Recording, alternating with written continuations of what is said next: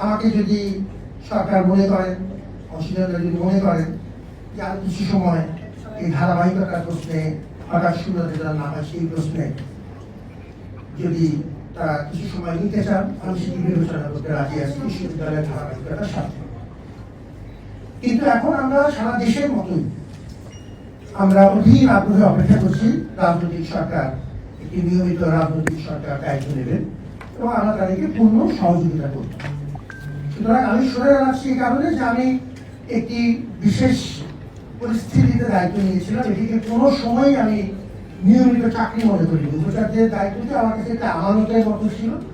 আমাকে ছাত্ররা অনুরোধ করে ভালোবেসে এই দায়িত্বটা দিয়েছিলেন। আমাদের মতো তুলনামূলক বিবেচনায় অরাজনৈতিক মানুষদের বাংলাদেশে এই ধরনের পদে আসা সুযোগ কম।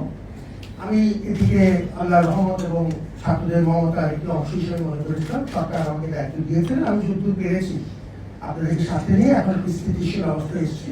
আমি সরে দাঁড়াতে চাই যাতে রাজনৈতিক সরকার তার মতো করে তার প্রশাসন সাজিয়ে দিতে পারে। সেই ক্ষেত্রে যদি তাদের কোনো আমার সহযোগিতা দরকার হয়, আমি যে কোনো সময় প্রস্তুত আছি।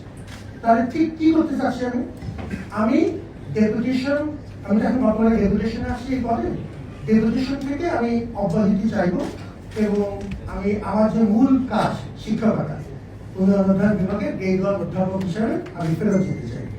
এর পরবর্তী পরিস্থিতিতে যদি অন্য কোনো দায়িত্বের বিষয় থাকে, অন্য কোনো সুযোগ যদি আমাকে আল্লাহ দেন, তখন আমি সেটা চিন্তা করবো, বিবেচনা করবো। আপাতত অনেকদিন কঠিন পরিশ্রম হয়েছে আপনাদের সবাইকে সাথে নিয়ে।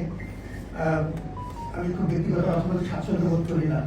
উদয়স্ত পরিশ্রম করেছি আমি এবং আমার টিম, সবাইকে সাথে নিয়ে আমি একটা পর্যায়ে এসেছি। আমার কিছু বিশ্রামও দরকার।